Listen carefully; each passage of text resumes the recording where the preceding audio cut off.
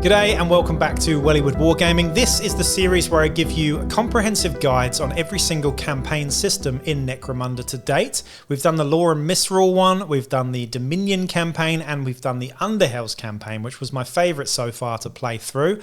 I've played all of these campaigns and I can tell you they're all great in their own ways, but the one we're going to be talking about today is the Uprising campaign. Before I get into it though, please do like, share, subscribe, and check out the Patreon as well to keep me supported in this passionate endeavour. The Uprising campaign is a complete narrative campaign that can be used alongside the Necromunda rules. It incorporates many of the existing Necromunda campaign rules, adding additional special rules to capture the desperate decline of a hive in the grips of your Chaos Uprising and the breakdown of Imperial law. In the Uprising campaign, players take sides, allying themselves with the Imperial authorities, offering their allegiance to the Dark Gods, or, at least in the beginning, attempting to remain neutral, looking out solely for their own interests. As the campaign progresses and the cannibal apocalypse unfolds, the power of one side or the other will wane, until a breaking point is reached and the final battle to determine the fate of the hive is played. The full rules for the Uprising campaign can be found in the Book of Ruin, as well as the Apocrypha Necromunda book as well, which was released this year too. You can get the full rules for this in there as well. But this is one of the better campaign systems, I think, and employs some really cool narrative and some excellent sort of mechanics and tools as well that we're going to go through now. Like any other campaign in Necromunda, you will need an arbitrator. This is the person who creates the rules, creates the narrative, and basically keeps the players entertained and happy throughout the course of the campaign, gathering feedback and constructive criticism along the way, which I feel is really very important. The role of the arbitrator really is organizing the players and making a list of all the gangs involved in the campaign, keeping the players informed as to the progression of the campaign and whether chaos or order are in ascendancy in this case, and deciding when each phase of the campaign begins and ends, as well as when the overall campaign begins and ends. So with the Uprising campaign, it's very similar to the Dominion campaign in some ways, in that the backbone of this campaign is based around territories. In this case though, we have special territories for the Uprising campaign, and they're a little bit more fun and flavorful than the Dominion territories, I think, overall. So while the focus of the Uprising campaign is the struggle between order and chaos, territories still play the biggest part in the conflict, and these represent the turf controlled by the gangs and provide them with a steady supply of resources along with various other benefits. Players begin the campaign in control of one or more territories and have the opportunity to capture various territories as the campaign progresses. In the Uprising campaign, each territory can be under the influence of either order or the influence of chaos, and when the campaign begins, all territories are under the influence of order, but as the campaign progresses, they can be ruined and come under the influence of chaos, representing the gradual corruption of the hive. The boons gangs gain from the territories change depending on which influence the territory is under. The Uprising campaign follows the ordinary and standard rules for pre- and post-battle sequence, and winning has various different triumphs that we're going to go through in a minute too. It's worth mentioning here that it doesn't have to be focused on a Chaos Uprising. You could change this and adapt it to make it about a Gene Stealer cult uprising, or any sort of cult uprising for that matter, but that is the general theme, that you've got this uprising of a darker, insidious sort of power, and this ebbs and flows throughout the course of the campaign. First thing you want to do is create a gang. I'd say generally speaking, most arbitrators are going to go with 1,000 credits per gang as a maximum for founding their gang, and I would do this in Yak Tribe. This is where you can create your gangs, monitor your gangs, and also run the campaign through there as well. Yak Tribe is just a great resource for the Necromunda community, so get involved if you're not already. The next thing you're going to want to do is choose your side. Now this can be predetermined depending on which gang you're actually going for. So Corpse Grinder Cult and Chaos Helot gangs are always on the Chaos side. Palanite Enforcer gangs and Gene Stealer cults are always on the Order side, and all the other gangs may choose either between Order, Chaos, or Unaligned. Now, there are benefits depending on which alignment you go for. If you are an Order aligned gang, Lord Helmor's Coffers. The gang may re-roll any dice when determining the amount of credits gained as part of a scenario. So this is really good. You can re-roll the amount and generally get more money than the other alignments in here. You've also got the Pax Imperium special rule. If the gang is the defender in a battle, they may add one more fighter of their choice to their crew than normally allowed, making you a little bit like Neo Cawdor. So this is pretty cool. You get one extra guy, and you also get a little bit extra money as well. So those are the benefits of order. The benefits of unaligned, though, if you're in the middle, if you're a bit of a sort of agnostic, I suppose, then you get the hard as nails. So when the gang gains reputation as part of a scenario, it gains one extra reputation, which is pretty cool. And you also have the no gods or masters special rule here. So if the gang's leader participated in a battle and did not go out of action, they gain an extra D3 experience points in addition to any other experience gain. So that's a nice one as well. So extra rep and extra experience in the case of unaligned. If you are one of the bad guys and you want to choose to get the benefits of chaos, they are as followed. So the first one is Bloody Harvest. When the gang gains meat as part of a scenario, we'll go into meat in a bit more detail soon.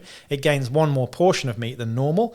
And you also have Tear It Down as well. If the gang is the attacker in a battle, they may add one more fighter of their choice to their crew than normally allowed by the scenario. So if you're order, you get one extra fighter if you're the defender, and if you're chaos aligned, you get one extra fighter if you're the attacker, which is pretty cool, and it evens out pretty well. At the start of the campaign, instead of like the Dominion campaign where you only start with a settlement, you actually start with 3 territories, and these are drawn at random. One of them is always aligned to what your alignment is. So the first one is due to your alignment, the second 2 are completely random, and those are the 3 territories that you're assigned at the beginning. And again, you can do this in Yak Tribe. Issuing and accepting challenges here. During an Uprising campaign, battles are fought on a challenge basis. During each cycle, each player may issue one challenge to another gang to do battle. In the first cycle, challenges are made in a random order. In later cycles, they are made in ascending order of gang rating, starting with the gang with the lowest gang rating. So if you're the underdog, you generally get to do the challenging, which is pretty cool and evens things out and balances things a bit nicely. No territories are a stake of the battle in the first phase. For the Uprising scenarios, we actually have a table here, and these are special scenarios built for the Uprising campaign specifically. It's a 2d6 to roll. If you roll a 2 to 3, you can choose any scenario. If you roll a 4 to 5, you get the meat, harvest, or scavenge. 6 to 7, it's hit and run and show of force. And 8 to 9 is search and destroy. And a 10 to 12, you get to choose any scenario again. The Uprising campaign, similar to the Dominion campaign, is run in 3 phases. You have the Insurrection phase, which is 3 campaign weeks or cycles. You have Downtime, which is 1 campaign week. And you have the Damnation phase, which is 3 campaign weeks or cycles there too. In the Insurrection phase, at the beginning of each campaign week, gangs receive the benefits from all 3 of their territories. And at the end of each campaign week in which Chaos gains ascendancy, each player must choose one of their territories to become ruined. Ascendancy. As a key part of the Uprising campaign is the struggle between the ruinous powers and the iron authorities of the Imperium. As each side waxes and wanes in strength, entire regions of the Hive are turned into war zones, and piece by piece the great city descends deeper into unrestrained mayhem. At the start of each campaign week, Order will automatically have ascendancy. At the end of each campaign week, the Arbitrator tallies up the number of scenarios won by the Chaos affiliated gangs and the number won by Order. The side with the most victories gains or retains ascendancy for the following campaign week. In the case of a tie, whichever side has the ascendancy retains it. Ascendancy has an effect on every battle, reflecting the ebb and flow of the Uprising. When fighting a battle during the pre-battle sequence, the player who issued the challenge rolls a d6. If Chaos has ascendancy, then apply the results from the Hand of Chaos table. If Order has ascendancy, then apply the results from the Bonds of Order table. So for the Hand of Chaos here, you roll a d6. On a 1, you get Manufacturum Shortage. During the post-battle sequence of this battle, both players must add 10 credits to the cost of any items purchased from their gang list or the trading post. If this battle is being fought during the Damnation phase, then both players reduce their number of scavenging rolls by 1.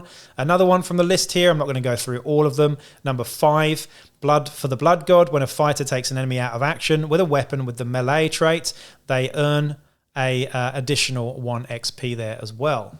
Again, I said melee when I should be saying melee, I believe. Apologies to those people who hate me saying melee, but it is what it is. Then a quick look at the Bonds of Order table. If Order is in ascendancy, again, roll a d6 here. On a 3, crackdown in the post-battle sequence, fighters belong to the losing gang. Only avoid being captured on a roll of a natural 6.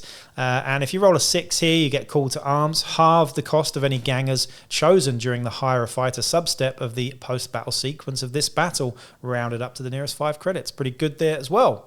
After those first phase bits and bobs, you then have a bit of downtime. Downtime is very similar to the rest of the campaign systems here. Fighters recover, captives are returned, experienced Juves and prospects are promoted, and then you get fresh recruitment as well. So you get 250 credits to spend on new equipment from their gang equipment list, or to recruit new fighters, vehicles, and or hangers-on. These credits must be spent now and cannot be added to the gang's stash. Gangs may supplement these credits with extra credits from their stash. You can also fight side battles. Note that you do not get any income from fighting these side battles. These are just for XP and injuries. Then we have the Damnation Phase, and here's where things get interesting. In the third phase of the Uprising campaign, charts the Hive's descent into madness and horror. During this phase, the following rules apply. At the beginning of this phase, all territories become ruined if they are not already. At the beginning of each week, gangs receive the benefits from their territories. The rules for Scavenging, Festering Injuries, and Starvation come into effect. We're going to go into those in a minute. And Chaos begins this phase in Ascendancy. End of days. During the Insurrection phase, the rule of law remains mostly intact, and the ancient mechanisms of imperial authority ensure a semblance of order. In the Damnation phase, these systems begin to break down, and true anarchy takes the Hive within its grasp. This rise of lawlessness, open warfare, and rampant corruption are represented by a number of special conditions coming into effect for this final phase of the campaign. Gangs may no longer purchase equipment from their gang equipment lists during post-battle sequence. In addition, gangs cannot recruit new fighters, hired guns, or hangers-on. Harsh. Docks no longer accept credits when gangs visit them as part of the medical escort post-battle action. Instead, the cost of visiting the dock becomes D3 portions of meat. Again, we're going to go into this in a bit more detail shortly. Captured fighters cannot be sold to the guilders. Captured fighters can instead be turned into one portion of meat after their gang has had a chance to rescue them as normal.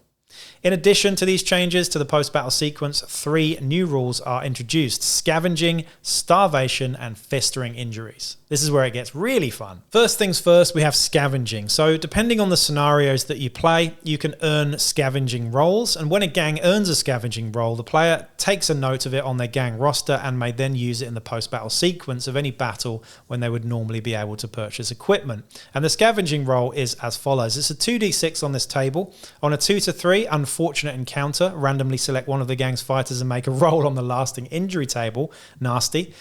4 to 5, paid in blood, roll 3d6 and add that many credits worth of items from the gang's equipment list to their stash. Then randomly select one of the gang's fighters to make a roll on the injury table. So, you know, salty and sweet, that one. 6 to 7, useful scrap, roll d6 times 10 and choose a single item from the gang's equipment list up to this value in credits and add that to the stash. 8 to 9, we have hidden cash, roll d6 times 10 and add that many credits worth of items to the gang's equipment list to their stash. On a 10 and 11, Band of Survivors, add a ganger to the gang's roster. This fighter may be equipped for free with 2d6 times 10 credits of weapons and war gear chosen from the gang equipment list. And on a 12, if you get lucky, Lost Holstead. Roll a d6. On a 1 to 5, add a ganger to the gang's roster. And on a 6, add a champion to the gang's roster. This fighter may be equipped for free with 4d6 times 10 credits worth of weapons and war gear chosen from the gang's equipment list. Pretty good. That is scavenging. This is the best mechanic about the Uprising campaign here, and this is Starvation. And this is just so cool. I really do love this. So when the Starvation rule comes into effect, players are required to feed their gang during pre-battle sequence. And if you don't feed your fighters, then they suffer. And this is where it gets really interesting. If the player cannot feed a fighter or chooses not to, the fighter gains the starving condition. And we're going to go into that in a little bit more detail too. So each fighter requires a portion of meat to stave off hunger. Meat can be gained from territories earned as part of scenarios or acquired from captive fighters, or by retiring fighters as well. You can just chop them up and turn them into portions of meat. Each fighter retired from a gang in this way is worth 1 portion of meat. Survivors acquired as part of a scavenging can also be turned into portions of meat in the same way. In either case, any weapons and war gear that the fighter was equipped with are added to the gang's stash. If your fighter is not fed, their strength characteristic goes down by 1. So the fighter counts their strength characteristic as 1 lower when making strength checks, unarmed attacks, and when working out the strength of weapons with the melee trait. I said it right there. And your fighters gain access to the cannibalize basic action and can use it during their activation as they would other actions. If the fighter has an opportunity to perform the coup de grace action, such as against an opponent that has been seriously injured in close combat, they instantly make a cannibalize action as well. And the cannibalize action is as followed. The fighter feeds on the flesh of a wounded fighter. This action can be performed in place of a fight action or coup de grace action. It can only be made against fighters who are prone and seriously injured. Immediately roll on the lasting injuries table for the fighter being fed upon and apply the results, counting results of lesson learned as out cold. Note the prone and seriously injured fighter remains on the battlefield and may be fed upon again unless they roll a captured 55-56, critical injury 61-65, or of course the juicy memorable death there on 66, in which case they are removed from the battlefield and considered to have been taken out of action. Do not roll again on the lasting injuries table for them. A fighter who has successfully fed using the cannibalize action loses their starving condition. The next thing, and something that I've included in my current campaign actually, is Festering Injuries. So open wounds are a gateway for more than just disease and rot. When the Festering Injuries rules are in effect and a fighter gains a lasting injury, regardless of the cause, there is a chance that it will become a mutation. If the result was humiliated, head injury, eye injury, hand injury, hobbled, or a spinal injury, or enfeebled, roll a d6 with the following modifiers. Add 1 if the lasting injury was sustained during a campaign week in which chaos was in ascendancy, and add 1 if the fighter who suffered the lasting injury has the starving condition. If the result of the roll is 6 or more, then the lasting injury becomes a mutation, and then you roll on the Festering Injuries table. And then you have a look at the Festering Injuries table. The humiliated result is hungering pride. The eye injury is bestial senses. Hobbled is warped limbs. And you've got some really cool stuff in there. Crooked body, twisted flesh. I'm not going to go into the details of that too much, but really, really awesome and fluffy and fun way of doing things here. In terms of winning the campaign, just like your Dominion campaign and your Law and Misrule campaign, you've got a little table here of little different types of prizes that you can win. The first one is Champion of the Dark Gods. So the player's gang which won the most scenarios for Chaos wins this title. The Scion of the Imperium, the player's gang which has won the most scenarios for Order. We then have Flesh Harvester, the player's gang with the most portions of meat at the end of the campaign. We have Icon of Salvation, so this is the player's gang which had the most fighters on its gang roster at the end of the campaign. We have Legendary Status, the player's gang which had the highest rep at the end of the campaign, and Survivor, the player who suffered the fewest deaths amongst their fighters.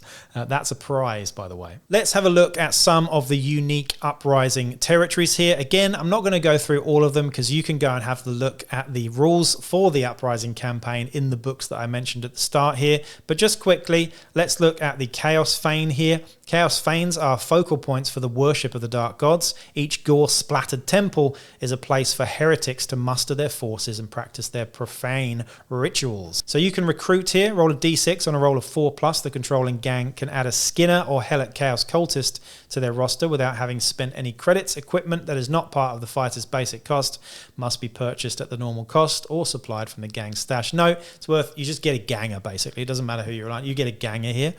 You also get income from this one. It's D3 times 10 credits to your stash there as well. When it's ruined though, things change, and when you're starving, you add 2d6 portions of meat to the controlling gang, and on a 3+, you can add a ganger as well. So it gets better when it's ruined actually, which is not too bad at all. Let's look at slave pits now. Pit fighting is a common pastime throughout the Underhive, offering both a venue for gangs to place wagers as well as hone their fighting skills of their gangers. The territory boon for this one is roll a d6 for each fighter in the controlling gang. On a 6, the fighter earns d3 extra XP. Pretty nice. And income, you get d6 times 10 credits for this as well. When it is ruined, you also get the same result for training, with the d6 result of 6 being d3 XP, and starvation, you get d3 portions of meat from this one as well. So there's lots of variation in these different territories, and some of them are just really, really cool. And yeah, I like these ones. They're all very interesting. They're similar to your Dominion ones, but they offer something different depending on the phase that you're in. I've got to say, some of the actual Uprising scenarios are fantastic as well. I play these regularly and I insert them in my own campaigns where possible. I've got to say the highlight ones here really is meat. I'm sure many people have played this. The only trouble with that one is it does require a lot of upkeep and a lot of dice rolls generally, but it is a fun multiplayer. We've also got Meat for the Grinder, which is my personal favorite in here. Just an awesome scenario to play. But go check it out. Go have a read of that one because it is really fun.